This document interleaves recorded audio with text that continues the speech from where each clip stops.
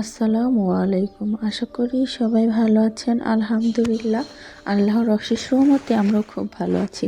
আজকে সকাল সকাল আপনাদের মাঝে ভিডিও নিয়ে আসলাম। আমার সবসময় সকালে এমন ওঠা হয় না।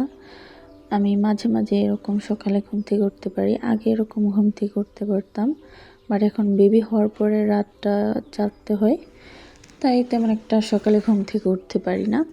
তো আজকে সকাল সকাল ঘুম থেকে উঠে একটু হাঁটতে বের হলাম। অনেক দিন পরে হাঁটা হলো। তো কার কাছে কেমন লাগে অবশ্যই জানাবেন।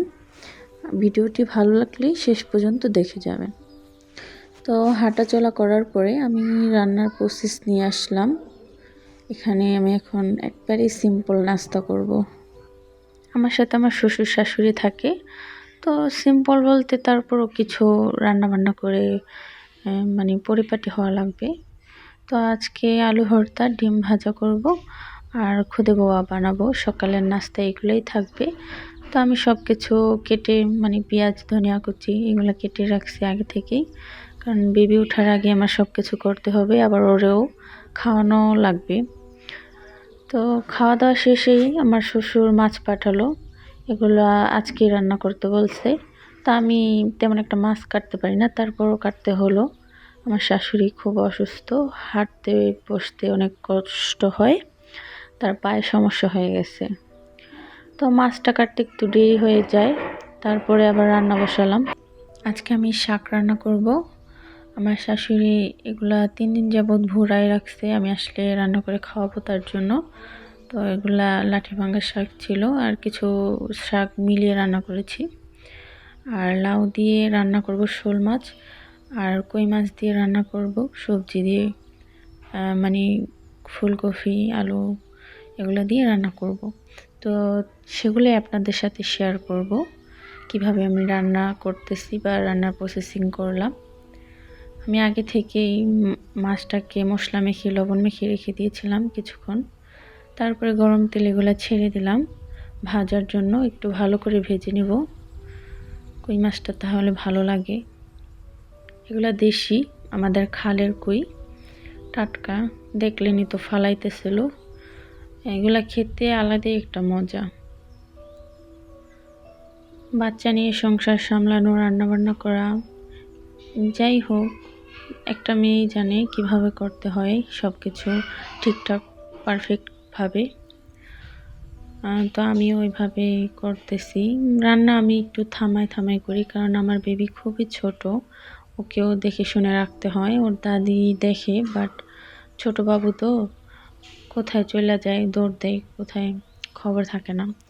তো যাই হোক, আমি এখানে আবারও পেঁয়াজ দিয়ে সেই তেলেই একটু আদা বাটা দিলাম, লবণ দিয়ে কষাই নেব আদাটা, তারপর একটু পানি দেব।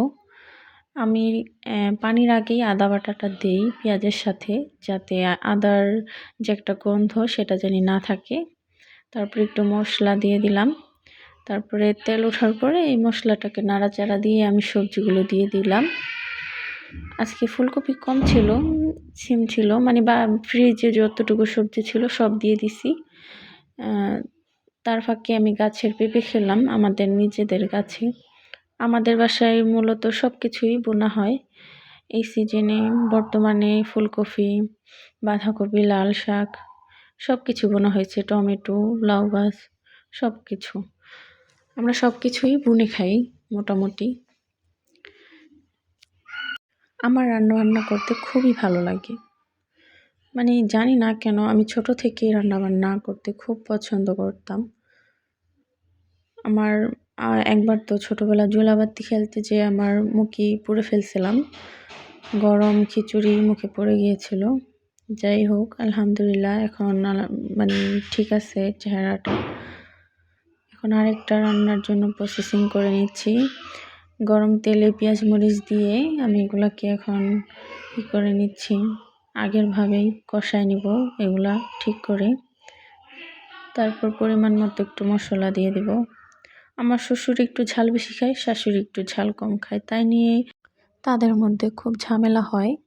আমার শ্বশুর চুপি চুপি এসে বলে, মা একটু ঝাল বেশি দিবা, আর শাশুড়ি বলে, মা ঝাল একটু কম দিও, আমি না হলে খেতে পারি না।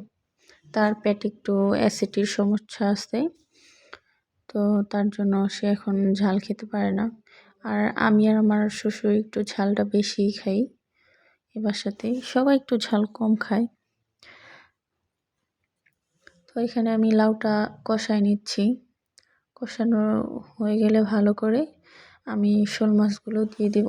আমি শোল মাছগুলো ভেঙে রান্না করি নাই, একটু ভেজে নিয়েছিলাম তেলে। দেখছেন প্রথমে হয়তো আমার এভাবে ভালো লাগে খেতে, ভেঙেও ভালো লাগে। একটু ভিন্নতা করে নিলাম, সব সময় একভাবে খেতে তো আর ভালো লাগে না। তো এখানে জিরা ফাঁকিটা একটু দিলাম, ধনিয়া কুচি দিয়ে দিলাম। ভিডিওটি ভালো লাগলে সবাই লাইক কমেন্ট শেয়ারের মাঝে ভালোবাসা দিয়ে যাবেন, পাশে থাকবেন। দেখা হবে আবার নেক্সট ভিডিওতে। ভালো থাকেন, সুস্থ থাকেন। আল্লাহ হাফেজ, টাটা।